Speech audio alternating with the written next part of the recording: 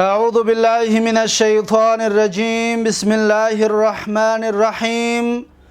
الحمد لله، الصلاة والسلام على رسول الله وعلى آله وأصحابه، ثم أما بعد. السلام عليكم ورحمة الله وبركاته.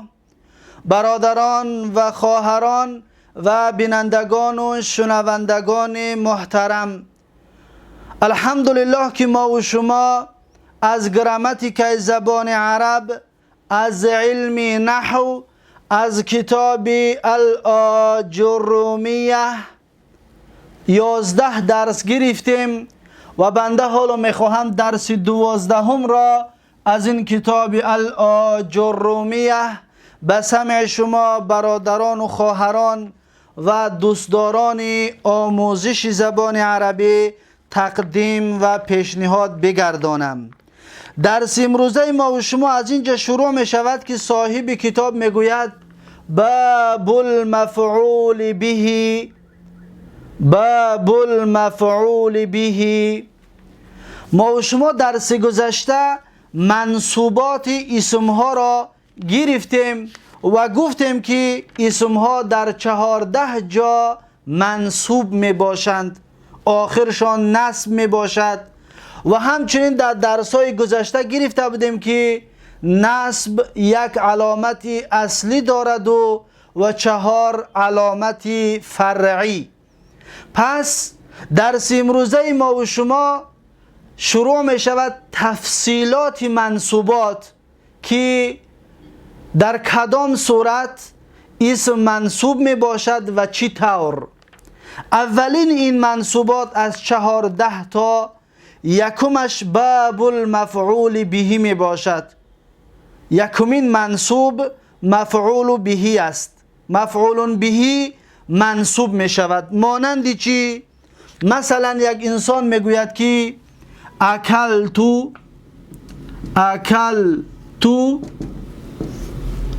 الطعام. ببینید، اکلت الطعام یعنی تناول کردم، خوردم طعام را، یعنی که خوراک را خوردم. پس دقت بتید، اکلتو فعل و فاعل هست، الطعام به خاطر چی آخرش نصب آمد؟ منصوب شد و علامت نصبش فتحه که علامت اصلی است. چرا منصوب شد؟ زیرا اینکه این طعام مفعول به است، یعنی خوردم. چی را خوردم؟ طعام را. پس ما طعام را باید آخرش را منصوب بکنیم، زیرا اینکه این طعام در حالت نصب قرار گرفته است. اکنون میبینیم صاحب کتاب چی میگوید. میگوید که و هو الاسم المنصوب الذي يقع عليه الفعل. میگوید که مفعول به و هو، یعنی همین مفعول به برمیگردد به مفعول به. میگوید مفعول به الاسم، یکم که اسم میباشد. چطوره که ما میبینیم طعام اسم هست. یا یک مثال دیگر هم میزنیم به خاطر باز روشن‌تر شدن. مثلا میگوییم که ضرب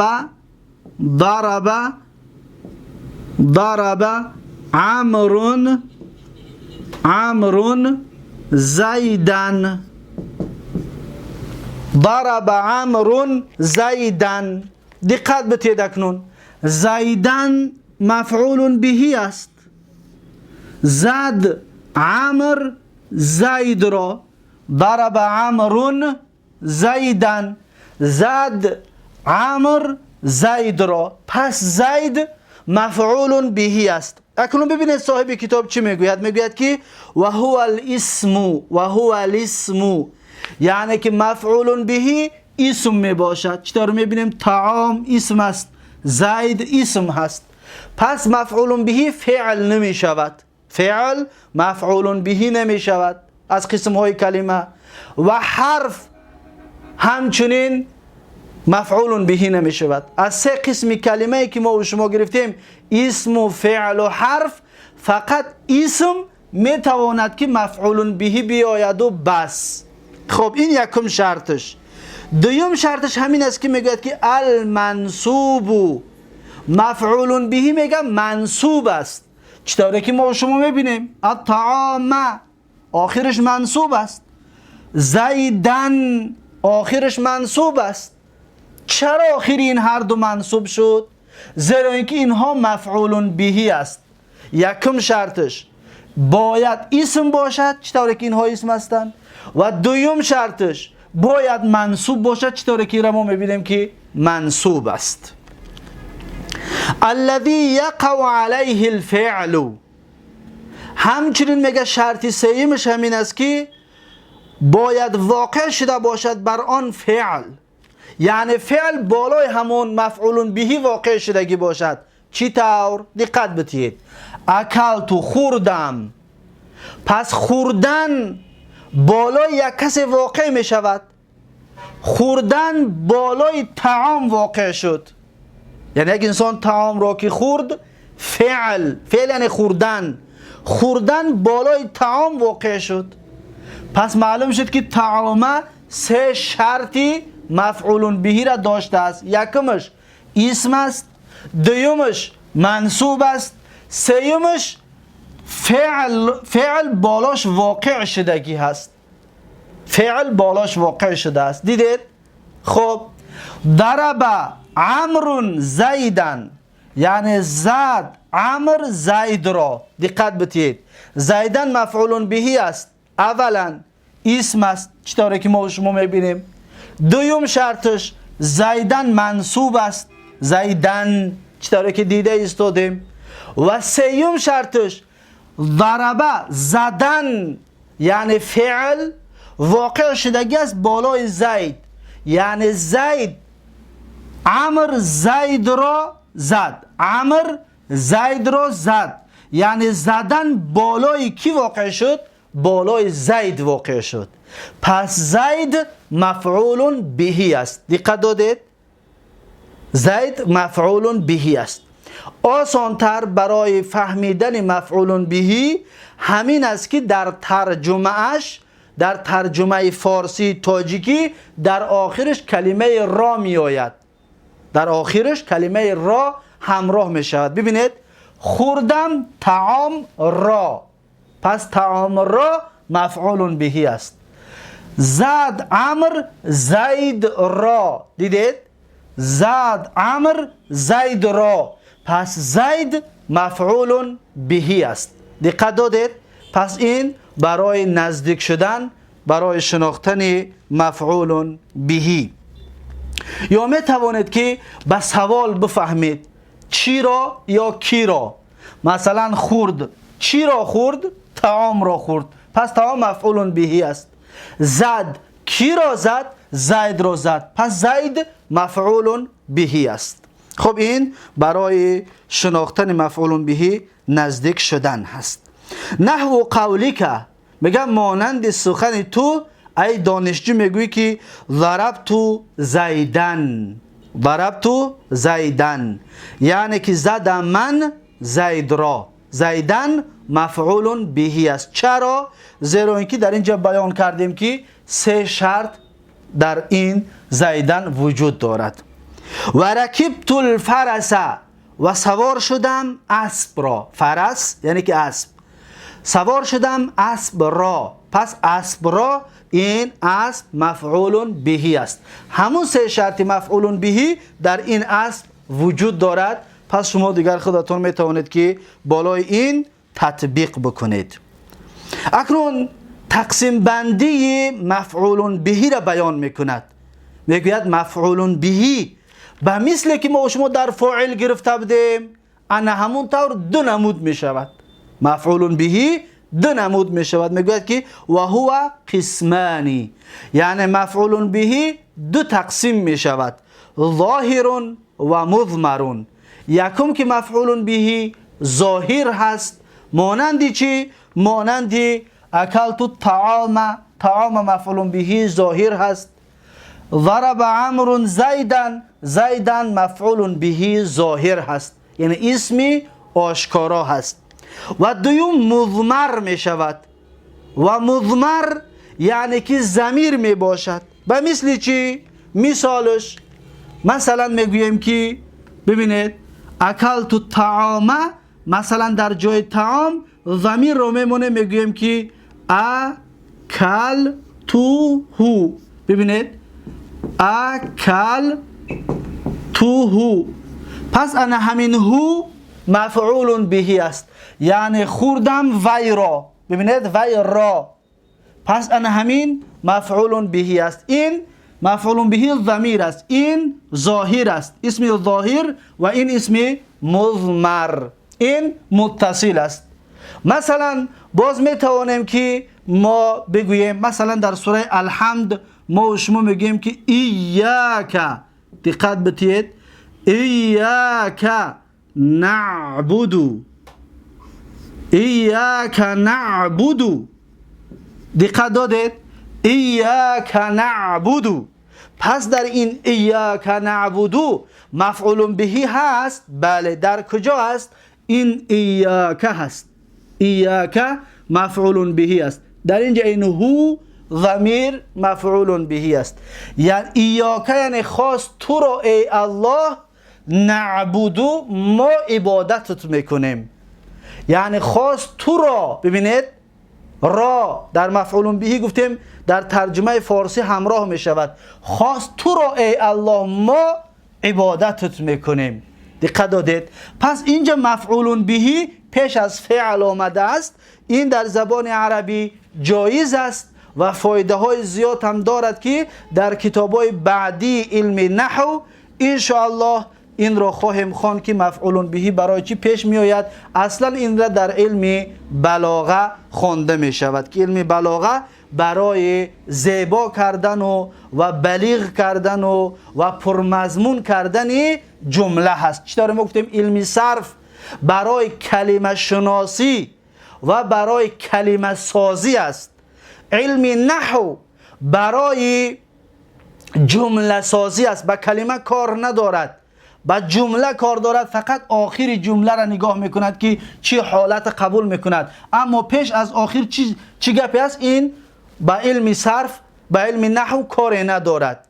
دقت دادید؟ اما علم منطق و علم بلاغه درباره جمله سازی که چطور جمله رو ما بسازیم و کدامش پیش و کدامش قفا و برای چی این کار رو میکنیم، این انشاءالله در اونجا الله نصیب مون که کرد خواهیم خواند. ایاک یعنی خاص تو را. این را فقط همین قدر گفتنی هستم که مفعول به وقتی که پیش از فعل می آید پس معناش این است که برای حصر است، یعنی برای محدود کردن. یعنی ایاک نعبدو می شود ما بگیم ای الله من تو را تنها عبادت میکنم، در بر تو کسی را شریک نمیارم. این را از کجا فهمیدیم؟ از همین که مفعول به پیش از فعل آمد. دیدید چطوره که ما شما دیدیم که اینجا در مفعول به در آخر آمد، در این ضرب عمرو زیدن مفعول به در آخر آمد، اما این نعبدو چرا اول آمد؟ پس معناش حصر است، محدود که ای الله ما تنها تو را عبادت میکنیم. خب میگوید و هو قسمانی، مفعول به دو تقسیم میشود، ظاهر و مضمر. قسم یکمش که ظاهر است چطوره که نوشتیم، و مضمر قسم دومش مضمر است. ببینید هو مفعول به است، ایاک مفعول به است. خب فالظاهر ما تقدم ذکره میگد. پس میگد مفعول به که ظاهر باشد تقدم ذکره یعنی بیان گشت پیشتر. صاحب کتاب میگه ضربت زیدن و رکبت الفرس، زیدن و فرس هر دویشان مفعول به برای اسم ظاهر است. اما در مثال های ما نوشتگی الطعام و زیدن هر دینها برای مفعول به اسم ظاهر است. خب اکنون دیگه درباره ظاهر چیزی نمیگوید، میگذرد در قسم دومی مفعول به که مضمر هست. میگوید که والمضمر قسمانی، مضمر میگوید با دو تقسیم میشود، مضمر دو تقسیم میشود، متصل و منفصل. یکم ضمیر مفعول به متصل به مثل که شما میبینید که در فعل چسبیده است. متصل یعنی پیوست شدگی، چسبیدگی. ببینید هو در اکلتو چسبیدگی است. پس انا همین هو مفعول بهی است، لیکن ضمیر متصل است یعنی چسبیده است در فعل. اینها 12 دانه می باشند یا همگی بگیریم 14 تا می باشند. مثلا هو، هما، هم، هی، هما، هن 6 تا شد. انت، انتما، انتم یا این منفصل است. متصلش بگیریم که، کما، کم، کی، کما، کن 6 تا این مخاطب. 12 تا شد قطع 6 تا غایب. یی یعنی یا و نا، ما، نا. دیدید همگی چند تا می شود؟ 14 تا می باشد. خب اکنون متصل مثالش این هست. و منفصل میگوید و ضمیر منفصل همچنین 14 تا است. مثالش ایاکه. ببینید ایاکه ضمیر است به مثل این، اما این ضمیر متصل است. اکلتو هو ضمیر متصل است. ایاکه نعبد، ایاکه ضمیر منفصل هست. ضمیر چی است؟ منفصل. منفصل یعنی جدا، در فعل ببین نچسبیده است. اکلتو چسبید، ایاکه نعبدو، ایاکه در فعل پیوست نشد، نچسبید. از این حساب میگویندش که منفصل. اینها هم همچنین 14 تا هستند. مثلا ایاهو وی، ایاهما ویها دو کس، ایاهم ویها همه مردها، ایاها و یک زن، ایاهما ویها دو زن، ایاهن ویها همه زنها. 6 تا غایب. مخاطب در میگذاریم ایاکه. ببین ایاکه یعنی تو، یک کس، یک مرد، ضمیر مذکر. ایاکما شما دو کس، ایاکم شما همه مردها، ایاکی تو یک زن، ایاکما شما دو زن، ایاکن شما همه زنها، ایایا من، ایانا ما. دیدید؟ پس این می شود 14 تا همچنین ضمیر منفصل. پس میگه فالمتصل 12، میگه که متصل همگی 12 دانه هست. ما گفتیم 14 تا است زیرا اینکه ما 2 تا هما داریم. هما ویها 2 مرد یا 2 زن، این 2 تا را 1 تا حساب میکند. و همچنین ما 2 تا دیگر کما داریم. کما یعنی شما 2 کس، 2 مرد یا 2 زن. پس این را هم 2 تا را 1 تا حساب میکند، میشود چند تا؟ 12 تا. از این حساب میگوید که والمتصل 12، ضمیرهای متصل همگی 12 دانه هستند. نحو قولی که مانند سخن تو میگد که میگویی ضربنی زد من را. من را از انمین کلمه یا گرفتیم، از حرف یا. انمین یا ضمیر متصل است به مثل اکلتهو. ببینید چسبیدگی است، پیوست شدگی است. و ضربنا زد ما را، ضربنا زد ما را. پس ضربنی، ضرب فعل ماضی مبنی علی الفتح، فاعله ضمیر مستتر تقدیره هو. و نون ضربنی، نونی که هست این نون نامش نون الوقایه هست. نون وقایه یعنی فعل را آخرش را از کسره شدن نگاه می‌دارد که ضربی نمیگوییم و ضربنی میگوییم، زیرا که ما در گذشته خواندیم که آخر فعل کسره نمی شود. کسره جر خاصی اسم بود. پس به خاطر ضربه به کسره نشود گفته نون را آوردند و نون نامش نون وقایه هست. خب و یایی که در آخرش هست ضربنی، میگیم نون الوقایه حرف لا محل له من الاعراب، الیا ضمیر متصل مبنی على السکون فی محل نصب مفعول به. برای خاطر میگیم ضربنی زد وی مرد من را. ببینید من را، پس زدن بالای من واقع کی شد، از این حساب من شدم چه؟ مفعول به. و ضربنا و زاد ما را. و همچنین ضرب فعل ماضی مبنی علی الفتح و فاعله ضمیر مستتر تقدیره هو. و نا ضمیر متصل مبنی علی السکون فی محل نصب مفعول به. و ضربک زد تو را، ضربک تو را زد. ببینید ضرب فعل ماضی مبنی علی الفتح فاعله ضمیر مستتر تقدیره هو و ک ضمیر متصل مبنی علی الفتح فی محل نصب مفعول به. ضربک زد تو را، زد وی مرد تو را، تو را پس چی است؟ مفعول به. ضربکی زد تو را، تو زن را. ببین ضربک تو مرد، یعنی زد وی مرد تو مرد را. ضربکی زد وی مرد تو زن را. دقت دادید؟ ضرب فعل ماضی مبنی علی الفتح فاعله ضمیر مستتر تقدیره هو و کی ضمیر متصل مبنی علی الکسر فی محل نصب مفعول به. و ضرب کما، و ضرب یعنی زد وی مرد کما، شما دو مرد یا دو زن را. کما شما دو مرد یا دو زن، زد وی مرد شما دو مرد را یا شما دو زن را. پس میگویم ضرب کما، ضرب فعل ماضی مبنی علی الفتح فاعله ضمیر مستتر تقدیره هو کما ضمیر متصل مبنی علی السکون فی محل نصب مفعول به. یعنی زد وی مرد شما دو مرد را یا دو زن را.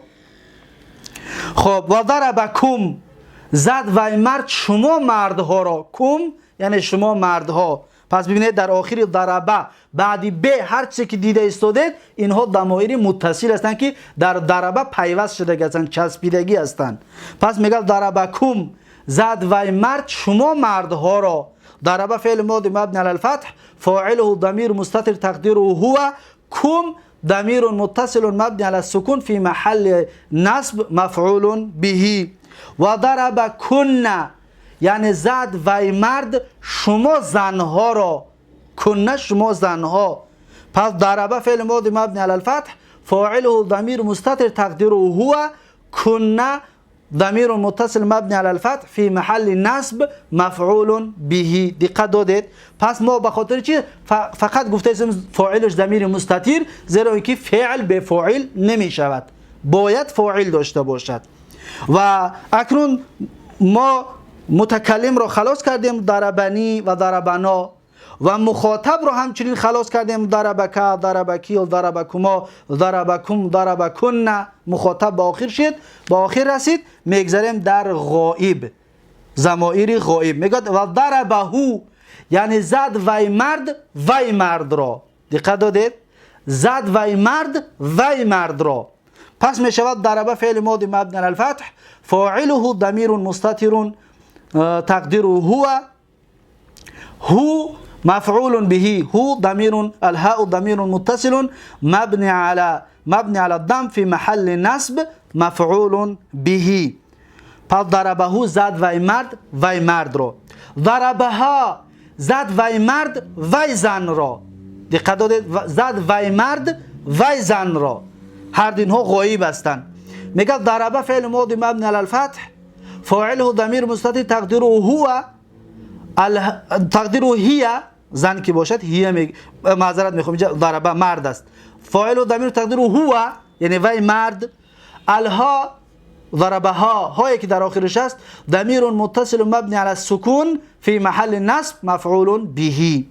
و ضربهما زد وی مرد وی ها دو مرد یا دو زن را. زد و یک مرد وی ها دو مرد یا دو زن را. پس میگیم ضربه فعل ماضی مبنی علی الفتح هما فاعله ضمیر مستتر تقدیره هو هما مفعول به. هما ضمیر متصل مبنی علی السکون فی محل نصب مفعول به. و ضربهم یعنی زد و یک مرد وی مردها را. جمع هم وی ها، زد و یک مرد وی ها مردها را. پس میگیم ضرب فعل ماضی مبنی علی الفتح فاعله ضمیر مستتر تقدیره هو هم ضمیر متصل مبنی علی السکون فی محل نصب مفعول به. و ضربهن یعنی زد و یک مرد وی ها زنها را. هن وی ها زنها. پس میگه ضرب فعل ماضی مبنی علی الفتح فاعله ضمیر مستتر تقدیره هو وی مرد پس هن ضمیر متصل مبنی علی الفتح فی محل نصب مفعول به. دقت دادید؟ پس این 12 مثال که آوردیم 12 مثال برای ضمایر متصل بود. هر یک تا اینها را ببینید که در ضربه پیوست شدگی است، چسبیدگی است. پس اینها را میگن ضمایر متصل. خب بعد از این میگذرد در ضمایر منفصل که مفعول به می آید. میگید که والمنفصل 12. همچنین ضمایر منفصل که مفعول به می آید 12 دانه هست. اونها اینها است، میگوید که وهیه یعنی همون 12 تا: ایایا من، ایانا ما، ایاکا تو یک مرد، ایاکی تو یک زن، ایاکما شما دو مرد یا دو زن، ایاکم شما همه مردها، ایاکن شما همه زنها، ایاهو و یک مرد، ایاها و یک زن، ایاهما و ایها دو مرد یا دو زن، ایاهم و ایها همه مردها، ایاهن و ایها همه زنها. پس اینها همهشان همچنین در محل نصب مفعول به می آید. از جمله میتونیم بگیم که ایاک نعبد، ایاک ضمیر منفصل مبنی علی الفتح، ایاک مبنی علی الفتح فی محل نصب مفعول به، لیکن مقدم میگیم یعنی پیش از فعل اومد. مفعول به مقدم. نعبد فعل مضارع مرفوع علامت رفعه الضمه الظاهره لتجرده عن النواصب والجوازم و فاعله ضمیر مستتر تقدیر نحن، یعنی عبادت میکنیم ما. نحن در تحت این پنهان است، زیرا که ما گفتیم که فعل به فاعل نمیشود. پس فاعل این در پشت نعبد پنهان شده است، در پشت فعل. اکنون در اینجا ما فاعل مقدم گفتیم، اما باز معذرت میخوام مفعول به را مقدم گفتیم. باز میشود که مفعول به به مثل اینها در آخر میآید. به مثل چی؟ مثلا که میگوییم که ما ضربه، یا که ما ضربت الا ایاک، ما ضربت الا ایاک، یعنی نزدم مگر اینکه تو را. ایاک در اینجا چی است؟ مفعول به. میگیم ایاک به مثل همین، اما مقدمش نمیگیم، میگیم ضمیر منفصل مبنی علی الفتح فی محل نصب مفعول به. دقت دادید؟ ما ضربت الا ایاک. پس همین 14 مثال بیارید، بگو که ما ضربت الا ایا ما ضرب الا ایایا فعل ماضی قطعی بگیرید. به مثل در اینجا گرفتیم که فاعله ضمیر مستتر تقدیره هو، به مثل همین شود ما ضرب الا ایایا، یعنی نزد وی مرد مگر اینکه من را. پس ایایا مفعول به است. ما ضرب الا ایانا، نزد وی مرد مگر اینکه ما را. پس ایانا مفعول به است. ما ضرب الا ایاهو، نزد وی مرد مگر اینکه وی مرد را. وی مرد را ایاهو ضمیر چی است؟ منفصل مبنی علی الضم فی محل نصب مفعول به است. ما ضرب الا ایاها، ایاهو وی مرد، ایاها وی زن. تا آخرش میگم، پس دیگر اعرابش برای شما معلوم شد. ما ضرب الا ایاهما، نزد مگر اینکه وی ها دو مرد یا دو زن را. ما ضرب الا ایاهم، نزد اینکه مگر وی ها مردها را. ما ضرب الا ایاهن، نزد وی مرد مگر اینکه اون زنها را. دقت دادید؟ این برای غایب بود. برای مخاطب میگوید که ما ضرب الا ایاک، و مثل این ایاک، نزد وی مرد مگر اینکه تو را. پس تو را مفعول به است. ما ضرب الا ایاکی، ایاکی مفعول به است. ما ضرب الا ایاهما، نزد وی مرد مگر اینکه شما دو مرد یا دو زن را. ایاهما شما دو مرد یا دو زن. ما ضرب الا ایاکم، نزد وی مرد مگر اینکه شما مردها را. دقت دادید؟ ایاکم مفعول به است. ما ضرب الا ایاکن، نزد وی مرد مگر اینکه شما زنها را. پس ایاکن مفعول به است. دقت دادید؟ پس این هست مفعول به. پس با همین موضوع مفعول به با تفصیل به آخر رسید که مفعول به به دو قسم تقسیم می شود، ظاهر و مضمر. پس اینها برای ظاهر هستند و این هر دو برای مضمر. پس مضمر به دو قسم تقسیم می شود، متصل و می شود باز منفصل. و مثل ایاکه چطوری که صاحب کتاب هم 12 تا ضمیر منفصل را ذکر کرد. با این مفعول به به آخر رسید. یکمین منصوبات را از 14 منصوب ما و شما با تفصیل گرفتیم که اون چی بوده است؟ مفعول به. خب میگذاریم به دومین منصوبات، دوم جایی که اسم منصوب می شود. دقت بتید. پس دومین جایی که اسم منصوب می شود به مثل همین است، فقط در آخرش یک کلمه همراه میکنیم. ببینید، اکلت الطعام، ببینید، اکلن. ضرب عمرو زیدا ضربن. پس کلمه اکلن و ضربن اینها مصدر هستند. اینها چی هستند؟ مصدر هستند. یک کس بگوید چرا اکلن گفتی و اکلون نگفتی، یا اکلین نگفتی، یا ضربن گفتی و ضربون و ضربین نگفتی؟ میگویم که به خاطر آنه که این کلمه اکلن مصدر است، یا میتونه بگه مفعول مطلق است، و ضربن همچنین مصدر است. اینها باید منصوب بیایند. اینها باید چی بیان؟ منصوب. خب میگذاریم به باب نو، باب المصدری. باب موضوع درس ما و شما درباره مصدر هست. مصدر یعنی چی؟ مصدر صاحب کتاب میگوید که المصدر هو الاسم المنصوب الذي يجيء ثالثا في تصريف الفعل. میگوید که مصدر هو الاسم، مصدر اسم است.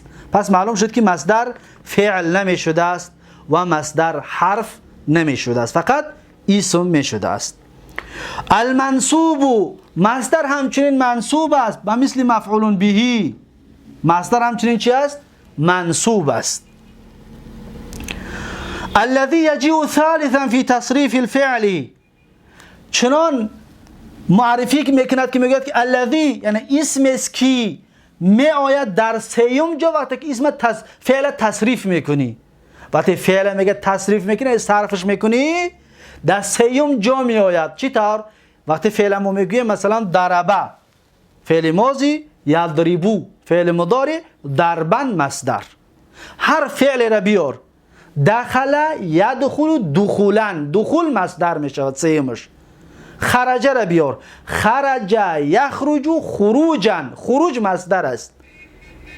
مثلا اکل را بیار، اکل یاکل اکلن، اکلن مصدر هست. دقت داده؟ پس مصدر میگوید در صرف کردن فعل در سیوم جا میآید. چطوری که مثالش آوردیم. اما ما و شما هر کداممون که در درس‌های، هر کدام شنوندگان که در درس‌های صرف اگر حضور داشته باشید، پس شما دیگر مصدر میدونید که چی است. دیگر احتیاج به این گپی صاحب کتاب نداریم که الذی یجیء ثالثا فی تصریف الفعل. احتیاج به این نداریم. دیگر ما میدونیم. ما مصدر قیاسی داریم و مصدر سماعی داریم. مصدر قیاسی بابهای ثلاثی مزید هستند. اکرم یکم اکراما مصدر است، مصدر قیاسی است. فرح یفرح تفریحا، تفریحا مصدر قیاسی است. اجتماع یجتمع اجتماعا، اجتماعا مصدر قیاسی است. دحرج یدحرج دحرجتان، دحرجتان مصدر قیاسی است. دیدید؟ پس کسی که اگر علم صرف خونده باشد، پس دیگر مصدر را میدوند که قیاسی. اما بابهای ثلاثی مجرد، 6 باب اول ثلاثی مجرد، مصدرشون مصدرهای سماعی هستند. یعنی از عرب چیزی شنیدیم همون را میگیم. قیاسش کرده نمیتونیم که ما بگیم همین فعل همیشه مصدرش به این وزن میاد. گفته نمیتونیم زیرا که اون سماعی هستند. خب میگه نحو ضرب یضرب ضربا. خودش مثال آورده از صاحب کتاب.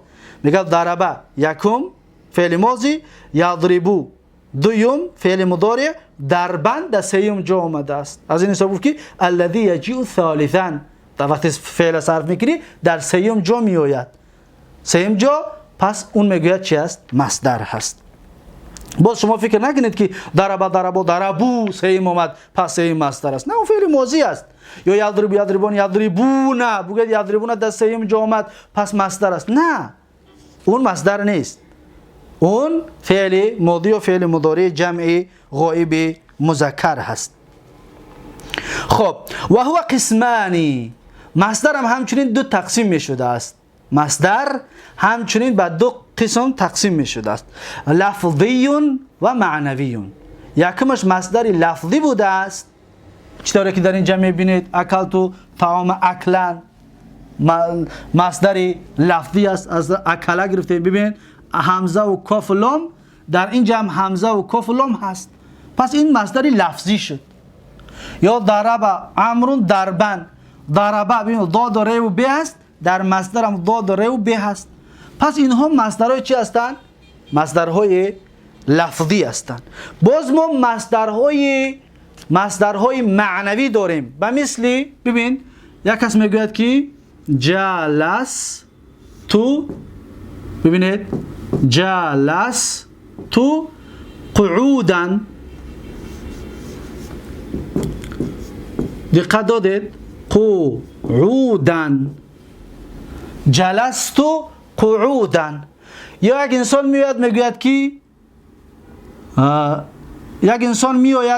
که فرحتو، ببینید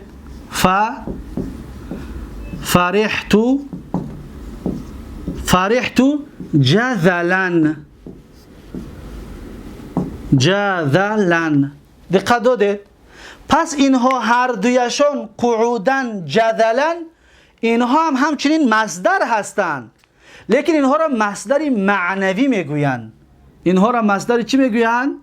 مصدر معنوی. این دو تا برای مصدر معنوی است، این دو تا برای مصدر چی است؟ مصدر لفظی. لفظی را اکنون فهمیدید؟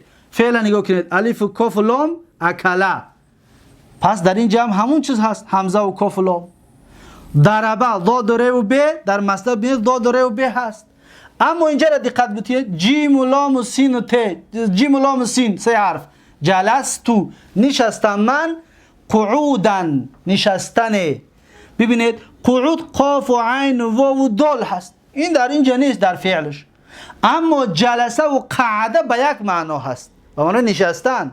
جلسه نشست، قعده نشست، پس میگیم جلسه قعودن، نشست نشستنیه. دقت دادید؟ فرحتو جذلن، فرحتو یعنی خرسند شدم، جذلن همچنین به معنای فرحتو است. ببینید جذلن یعنی خرسند شدم، خرسند شدنیه ترجمهش. ف و ر و ح است فرحتو، ف و ر و ح است. اما مصدر ببینید جیم و ذال و لام هست، لیکن معناهاشون که یک هست، از این حساب میگیم این مصدر معنوی است، مصدر معنوی فرحتو است. دقت دادید؟ یا قعودن مصدر معنوی جلسه هست، پس اینها مصدرهای معنوی شدن. چطور گفتیم که این دو تا مصدرهای لفظی هستند که مثالش را بیان کردیم. خب فإن وافق لفظه، اکنون میگه هو قسمانی، مصدر بیان که دو تقسیم می شود، لفظیون چطوره که دیدید و معنویون چطوره که در اینجا همچنین نوشتیم، قعودن و جذلن. پس ترجمهش اکلت الطعام اکلن، خوردم طعام را خوردنیه، ترجمهش خوردنیه، مصدر خیلی ترجمه می شود.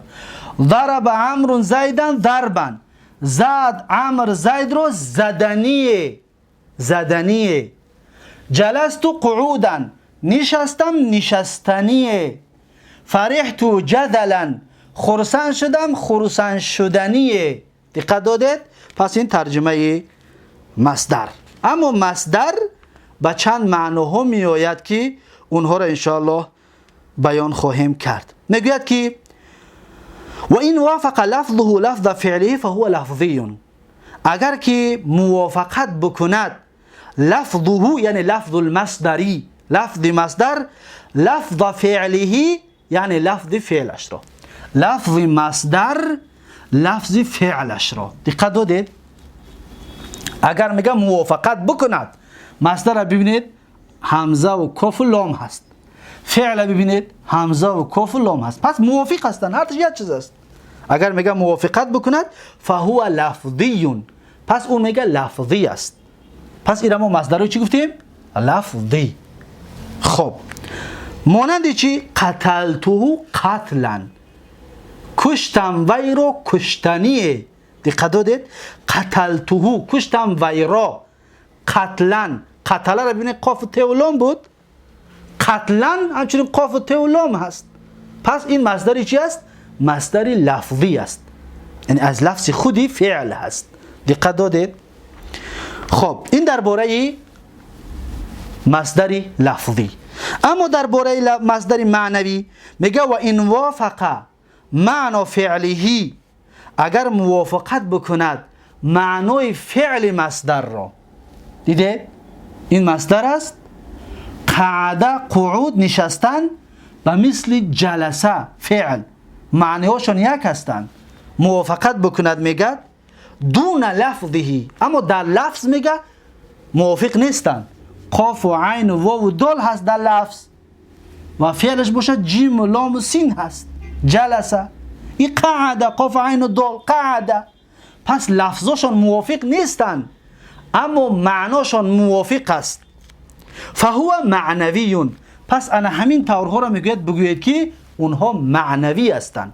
اگر که مصدر به فعلش معناش موافقت بکند و حرفاش نه، پس اون میشود معنوی، یعنی در معنا یک هستند اما در لفظ در حرف ها به مثل اینها یک نیست. اکلتو الطعام اکلن به مثل اون یک نمی باشد. نحو قولک، مانند سخن تو میگوید که میگوی جلستو قعودن، چطوره که نویستیم جلستو قعودن، نشستم نشستنیه. پس قعود به معنای جلسه است اما لفظشون فرق میکند. و قمت وقوفا، قمت خستم، وقوفا همچنین خستن، قامه خست، وقفه هم خست. پس میشود که قمت وقوفا، قمت وقوفا یعنی خستم خستنیه. ترجمهش به این طریق میشود که خستم خستنیه. دقت دادید؟ پس معلوم شد که قمتو قاف و قامه است اصلش، قامه. وقوف اصلش وقفه است، واو و قاف و فه است. پس اینها در معنا یک هستند که خستن اما در لفظ فرق میکنند. اون قامه است، این وقفه است. دقت دادید؟ پس اینها را میگویند مصدرهای معنوی. این همچنین یک مثال است. در زبان عربی هزارها کلمه هست که به همین معنا یا که به هم معنای خودش میارن میشود مصدری معنوی. مثلا میگوی که کلمتو کلامن، مصدری کلمتو کلامن یعنی سخن گفتم سخن گفتنیه. کلمتو کلامن مصدری چی است؟ لفظی است. لیکن بگوی کلمتو نطقا، نطقا همچنین گپ زدن است. سخن کردم سخن کردنیه، ترجمهش همون است. اما در اینجا نطقا مصدری چی است؟ مصدری معنوی است به مثل قعودن و جذلن. خب این بود مصدر. اما فایده مصدر چی است؟ برای چی در زبان عربی مصدر را میارند؟ میگویند که مصدر را ذکر کردن 3 فایده دارد، یعنی به 3 مقصد مصدر را میارند. اونها چی است؟ بیایید اینجا را پاک کنیم تا اینکه فایده های مصدر را نوشته بگیریم. دقت بدید، به 3 معنا میآید مصدر در زبان عربی، یعنی فایدهش این هاست. یکمش برای توکید عاملش میآید. پس می نویسیم التوکید. یکم چی بوده است؟ توکید. ببینید یکم توکید. دوم دلالت میکند بر نوع، ما دل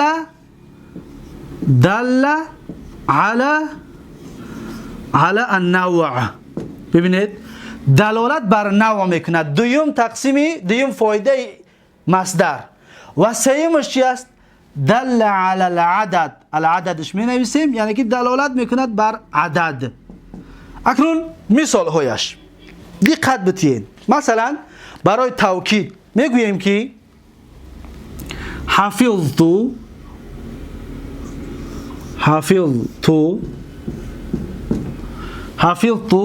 الدرس حفظا. دقت دادید؟ حفظ کردم درس رو حفظ کردنیه. دقت بتید؟ حفظ کردم درس رو حفظ کردنیه. پس این مصدر برای توکید آمد، یعنی حفظ کردم درس رو جدی حفظش کردم. توکید برای حفظ اول است. حفظ کردم یعنی جدی حفظش کردم، تا حفظ نیمکاله نه، خوب حفظش کردم. پس این برای چی بوده است؟ برای توکید. حفظت الدرس حفظا، این مثالش. دوم ما دل علی نوعی، مصدر دلالت میکنه بر نوع بیان میکنه. مانند چی؟ مانندی میگوییم که اکرمتو. ببینید اکرمتو یعنی که احترام کردم. الاستاذ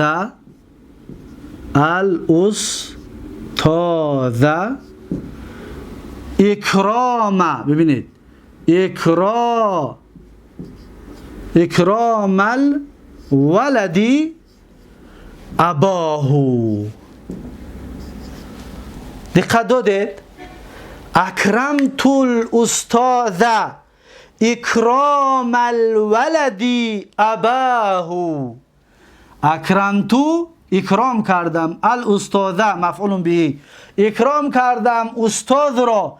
اکرام الولدی، اکرام مصدر هست و برای نوعی فعل را بیان کردن. اکرام کردم استاد رو، چی طور اکرامش کردم؟ اکرام کردنیه، احترام کردنیه که جوان پسر پدرش را احترام میکند. یعنی استاد را چنان حرمت و احترامش کردم که چی طوره که فرزند پدرش را حرمت میکند. دیدید؟ پس نوعی اکرام را با مصدر بیان کرد. پس مصدر همچنین برای دلالت کردن نوعی فعل، نوعی عاملش بیان میکند که چی طور. دقت دادید؟ این دویمش بود، دویم نوعش. سیوم نوعش عدد رو بیان میکند. مانندی چی؟ مانندی دقت بتید، مانندی مثلا میگویم که ضربتو ضربتین.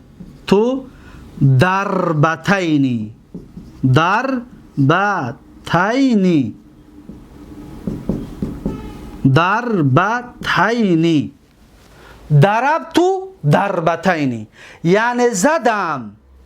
این چرا بیان کرده؟ عدد. چند تا زدم؟ ضربتین، 2 تا زدم. دقت دادید؟ ضربتو ضربتین، زدم چند تا؟ 2 تا زدم.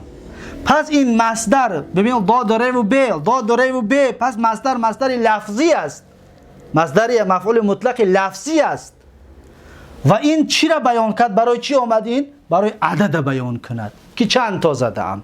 دقت دادید؟ یا میشه بگید ضربتو 3 ضربات، میشود زدم 3 زدنیه، 3 بار یا 3 زدنیه زدمش. دقت دادید؟ 3 پس در اینجا نائب از جای چی میشود؟ از جای مفعول مطلق میشود و 3 مضاف و ضرباتین مضاف الیه میشود، یا ضرباتین بله مضاف الیه میشود. دقت دادید؟ پس مصدر به 3 معنا می اومده است. یکم توکید، حفظت الدرس حفظا برای توکیدی حفظتو آمده است. دوم نوع را بیان میکند، اکرمت الاستاذ اکرام الولد ابوه، احترام کردم. چطوری احترام کردم؟ بیان میکند که احترام کردن فرزند پدرش را، انا می طور احترام کردم. پس نوعی عامل را، نوع فعل احترام بیان کرد. فقط احترام یعنی هر چیز دیگر هم باشد، هر چیز دیگر هم باشد، هر فعل دیگر هم باشد. اما در اینجا ما اکرام رو براتون نوشتیم. العدد ضربت ضربتین، سیمش برای عدد بیان میکرده است. زدم 2 زدنیه. دقت دادید؟ پس این بود بابی مصدر. مصدر همچنین به همین به آخر رسید. پس ما و شما از 14 منصوبات 2 تاش رو گرفتیم. یکم مفعول بهی، دوم مصدر. میگذاریم به سیومش و سیوم و چهارم را صاحب کتاب یک جا ذکرش کرده است. اینجا را پاک میکنیم تا اینکه سیوم و چهارم را برای شما نوشته بکنیم. دقت بدید. میگوید که سیوم و چهارم جایی که اسم منصوب می باشد باب ظرف الزمان و ظرف المکان. باب در مسئله ظرف زمان و ظرف مکان گفتگو میکند. ظرف زمان و ظرف مکان یعنی 2 چیز. ظرف زمان 1، ظرف مکان 2. دقت دادید؟ 2 موضوع صحبت میکند. ظرف الزمان یکم ظرف زمان بیان میکند. میگه هو الاسم الزمان المنصوب بتقدیر فی. دقت دادید؟ اولا مثالش رو بنویسیم. مثلا میگویم که می نویسیم مثالش برای ظرف صمتو. ببینید صمتو یعنی روزه داشتم. الیوم، الیوم معناش چی است؟ یعنی امروز را روزه داشتم، امروز را. پس الیوم آخرش چی می شود؟ منصوب می شود. چرا منصوب می شود؟ به خاطر چی؟ به خاطر آنکه الیوم ظرف است. دقت دادید؟ الیوم چی است؟ ظرف است. صمتو فعل و فاعل است. الیوم روزه داشتم امروز را. امروز پس چی است؟ امروز ظرف است. ظرف یعنی یک زمان، یک وقت معینی. خودش صاحب کتاب میگوید. ببینید چی میگه. میگه که ظرف الزمان، پس ما گفتیم یوم ظرف زمان است. میگه ظرف الزمان هو الاسم الزمان المنصوب. میگه هو الاسم، هو اسم الزمانی. و میگه اسم زمان است. ببین یکم که اسم است. الیوم اسم است. الیوم دلالت به زمان میکنه. زمان یعنی وقت. الیوم امروز، مثلا امروز از ساعت 4 سر تا 5 بیگه، مثلا 6 بیگه را، نه چند ساعت. ببین چقدر وقت در بر که میگیرد. پس میشود الیوم ظرف زمان. ظرف زمان. المنصوب میگه که ظرف منصوب میشود. چطوری که شما دیده ایستادید. الیومی بگوی غلط است. الیومو بگوی غلط است. باید بگوی که الیوم، زیرا اینکه این ظرف زمان میباشد. به تقدیر فی. لیکن میگه در تقدیرش در اینجا یک تا فی پنهان است. میگه در اینجا یک تا فی پنهان است. صمت الیوم یعنی صمت فی الیومی، روزه داشتم در امروز. ببینید فی الیومی در اینجا یک فی است. روزه داشتم در امروز. دقت دادید؟ یعنی در مدتی که یک روز معین شده است من همون را روزه داشتم. پس الیوم چی بوده است؟ ظرف بوده است. صاحب کتاب اکنون چند تا ظرف ها را برای ما همچون مثال میارد. چیزی که در اینجا میارد فقط اینها ظرف نیستند. ظرف خیلی زیاد است. لیکن صاحب کتاب برای ما و شما در اینجا چند تا مثال میارد. پیش از اونه که مثال های صاحب کتاب رو بخونیم، اولا میخوام یک فایده دیگر را به سمع شما برسانم. ظرف به 2 قسم تقسیم میشود. دقت بدید. الظرف به 2 قسم تقسیم میشود. یکم ظرفی از زمان، ظرفی زمان. دوم ظرفی المکان، ظرف زمان و ظرف مکان. دقت دادید؟ ظرف زمان همچنین به 2 قسم تقسیم می شود و ظرف مکان هم همچنین به 2 قسم تقسیم می شود. دقت بدید. ظرف ها باز تقسیمات خودشان را دارند. اکنون اینها کدام هستند؟ یکم تقسیمش ظرف المختص. این قسم یکمش است. دومش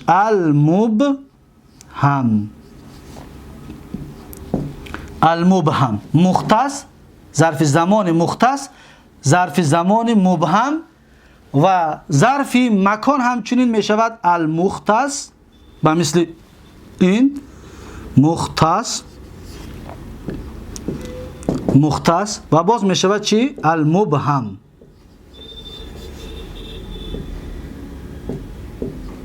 دقت دادید؟ اکنون ما میخونیم که کدام از این قسم ها منصوب میشوند و کدام از این قسم ها منصوب نمیشوند. دقت بدید.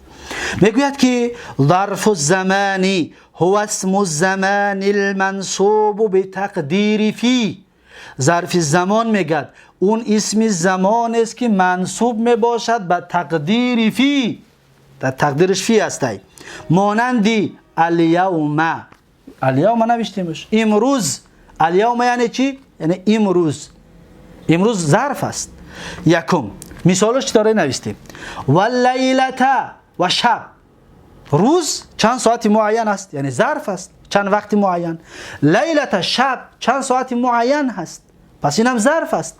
مثلا میگوی اسافرو، مثلا کسی میگه که متى تسافر، تو میگوی که اللیلة. اللیلة این چی است؟ اسافرو اللیلة یعنی سفر میکنم امشب، یعنی که این اللیلة آخرش و مثل نصب میکنیم. برای چی؟ به خاطر اینکه ظرف است. دقت دادید؟ و سیم غدوتن.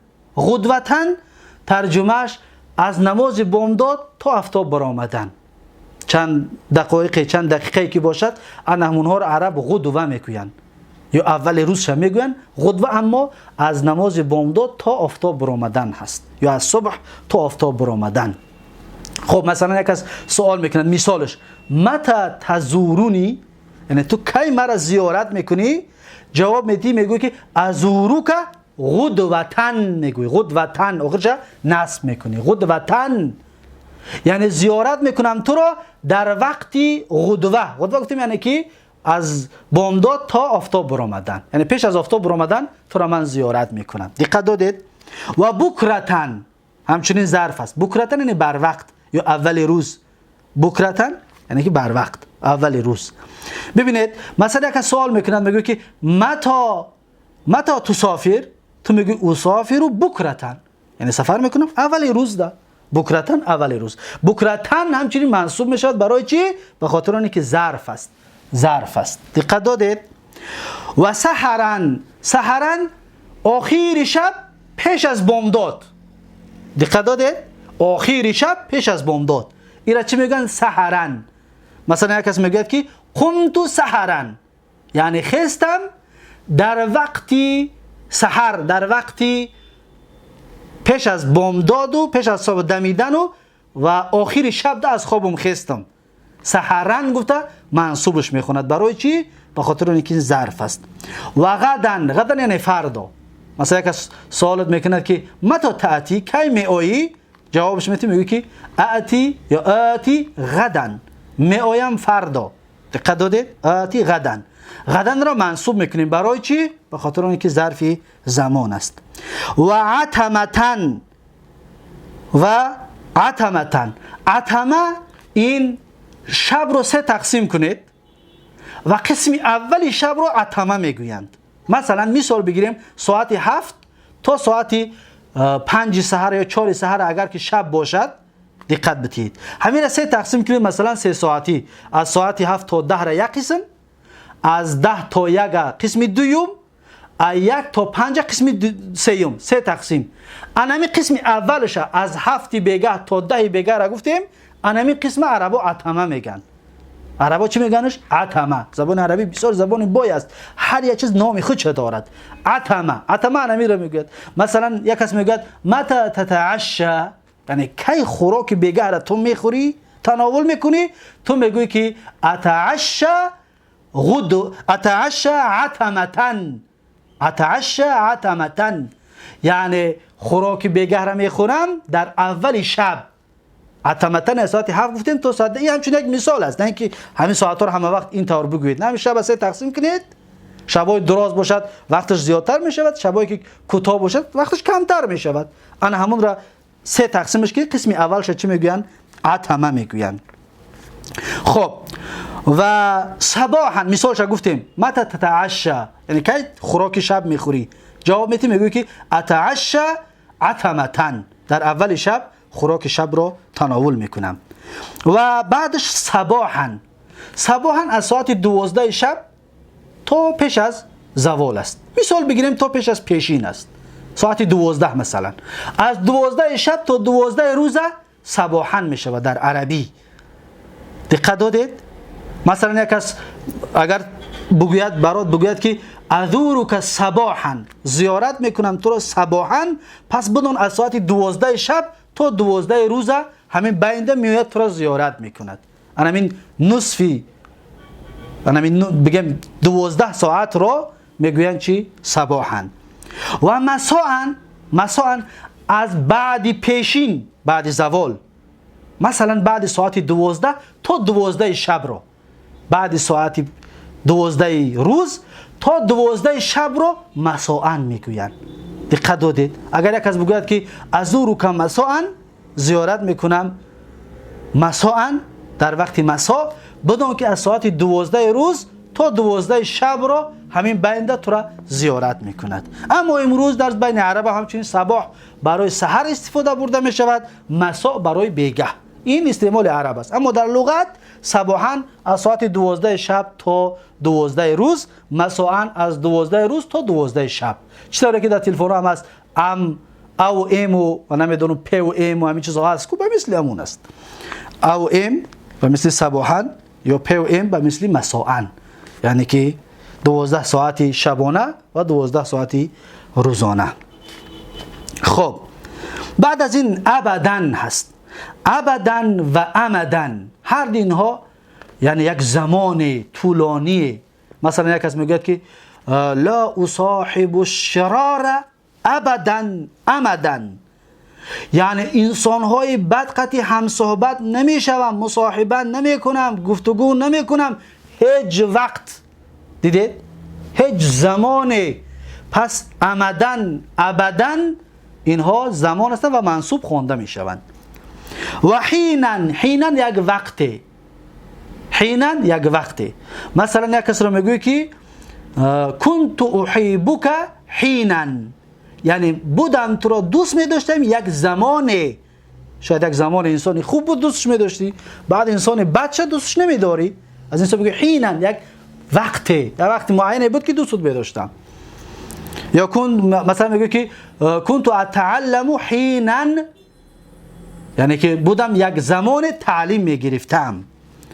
و ما اشبه ذالک، و آن چیزی که مانند همین ها هست، یعنی که مانند اینو خیلی زیاد هستند. هر کلمه که دلالت به زمان میکند، وقت میکند، پس اون را بدانید شما که اون ظرف است و منصوب خوانده می شود. خب ما ظرف به آخر رسانیدیم، اما درباره مختص و مبهم یگان چیزی نگفتیم. مختص زمانی که وقتی معین داشته باشد، مبهم زمانی که وقت معین ندارد. یک مثالی می نویسیم و خلاص. مثال برای مختص، مثلا الیوم. دقت دادید؟ الیوم ظرف زمانی مختص است. چرا؟ زیرا اینکه روز وقت معین دارد.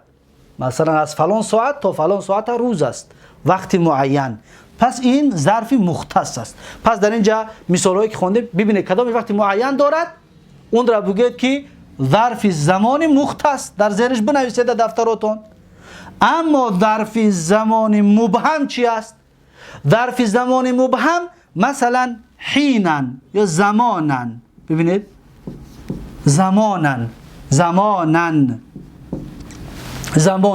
یک وقته. زمان یک وقت معین ندارد، زمان یک وقته. دیدید؟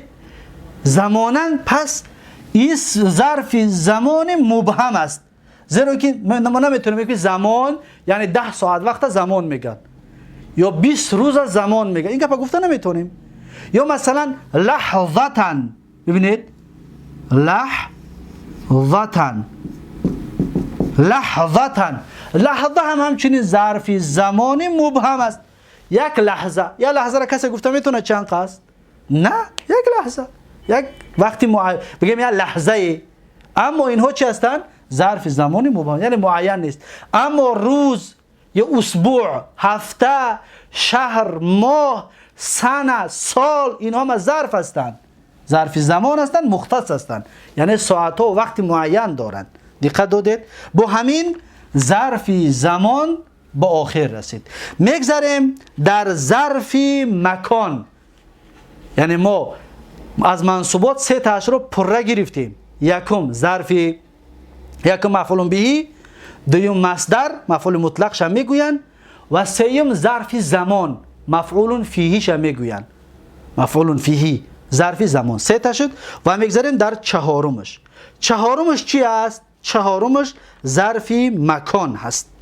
مثلا یک انسان میگوید که جلستو، ببینید جلستو خلف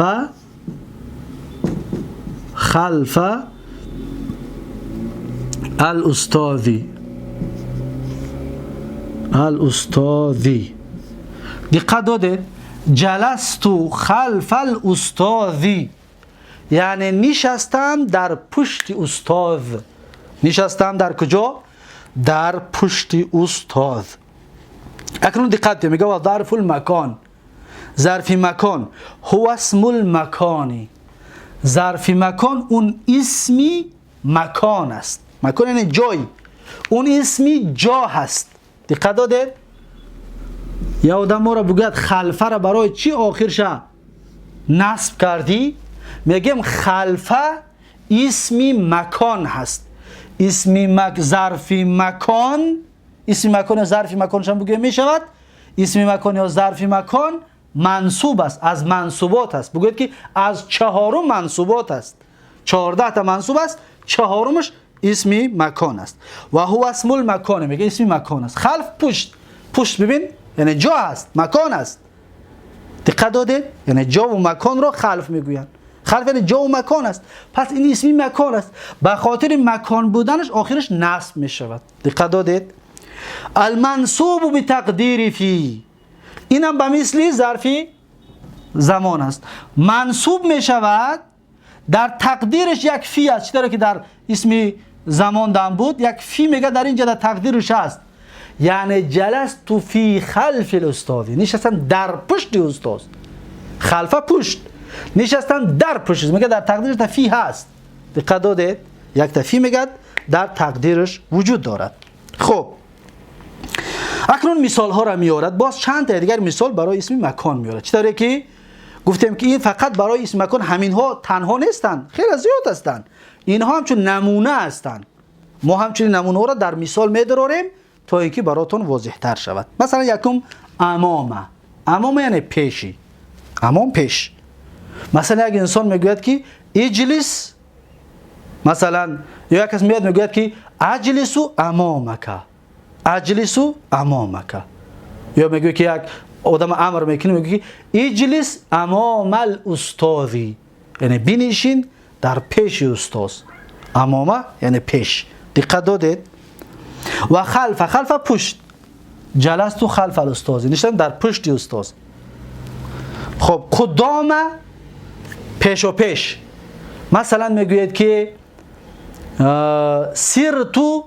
سرتو قدام الجیشی، سرتو قدام الجیشی یعنی که رفتم پیشی پلیس، پیش پلیس رفتم.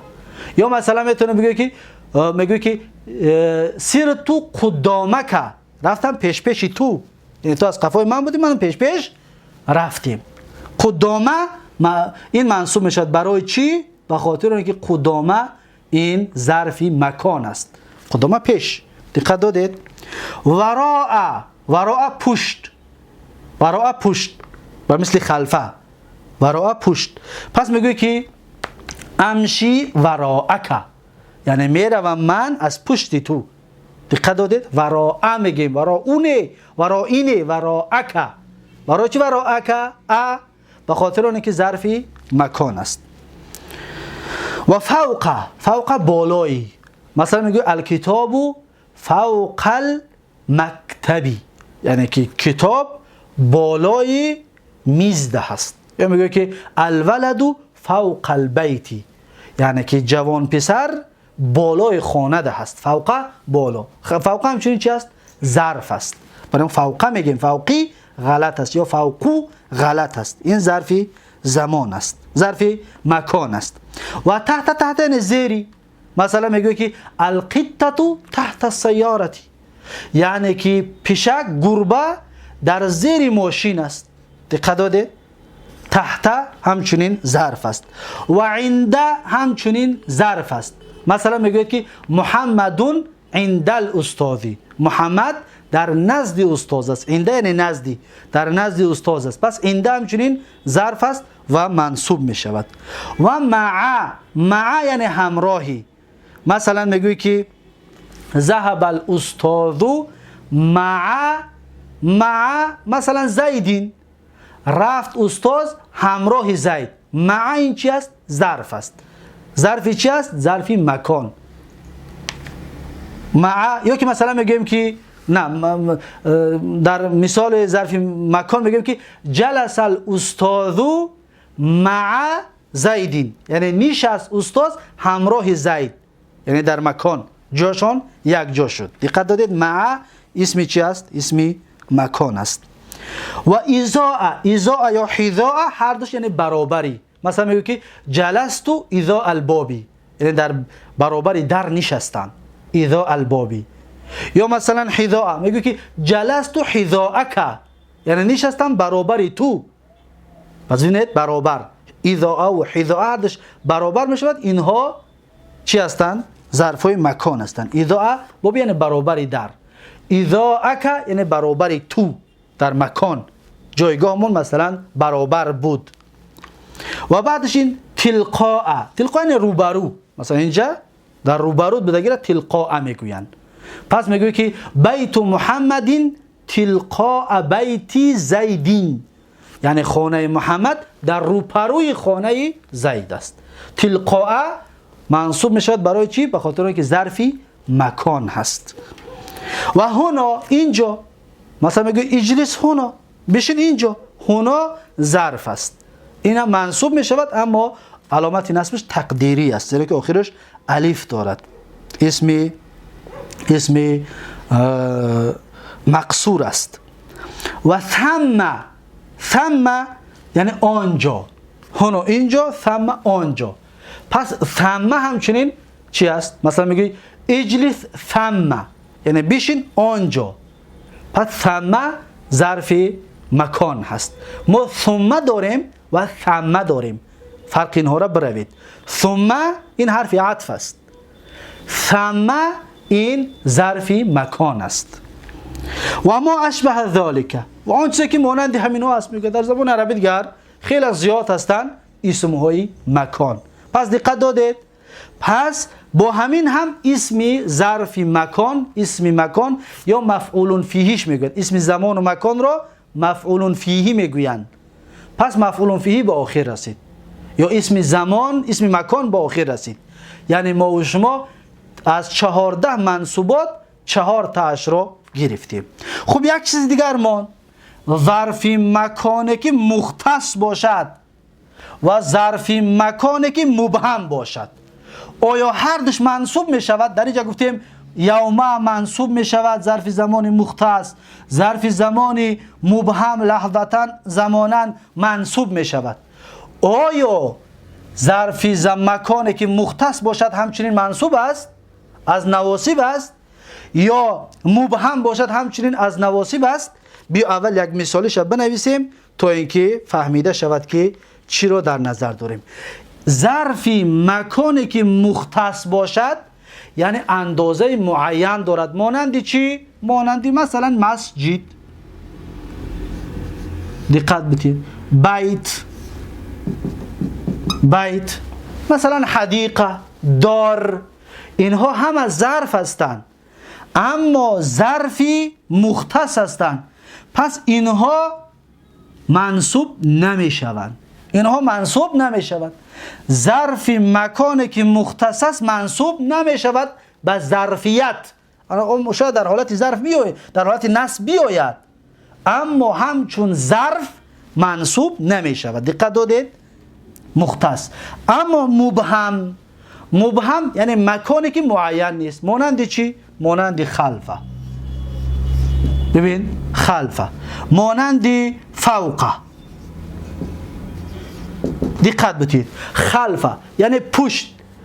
پشت چند قرار میگن؟ 1 متر، 2 متر، 1 کیلومتر، 10 کیلومتر، 100 کیلومتر. چند قرار پشت میگن؟ چند قرار که برای همش پشت است. پس اندازه معین ندارد. اندازه معین که ندارد این را میگن ظرف مکانی مبهم، یعنی که اندازه معین نداره. پس همین طور مبهم ها اندازه معین نداشته باشند اونها منصوب میشوند. حالت نصب اینها قبول میکنن. مبهم. فوق بالا، مثلا بالا ببین فوق. چند قدر بالا را فوق میگن؟ هر قدری که برای همه فوق است. پس این مکان است، فوق بالا، اما اندازش معین نیست. مثلا یمین طرف راست، شمال طرف چپ. چه اندازه است؟ اینها همه ظرف هستند.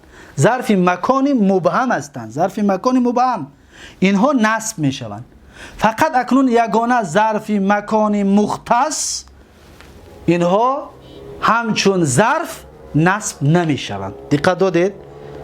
پس این هست تقسیمات ظرف زمان و ظرف مکان و این هست توضیحاتش. با همین درس امروزه، درس 12 را به پایان میرسانیم و یکایک شما را به الله تبارک و تعالی میسپارم. هر کجایی که باشید سلامت و موفق و مؤید باشید و الله تبارک و تعالی فهمیش آموزش زبان عربی را برای یکایک ما و شما نصیب بگرداند تا اینکه سبب فهمیدن قرآن و سنت گردد. این دانش و این علم آموزی و این زحمت های ما و شما. بارک الله فیکم و جزاکم الله خیرا. و تا درس آینده، تا درس 13 از کتاب الاجرومیه، یکایک شما رو به الله تبارک و تعالی میسپارم. هر کجایی که باشید سلامت و موفق و مؤید باشید. السلام علیکم و رحمت الله و برکاته.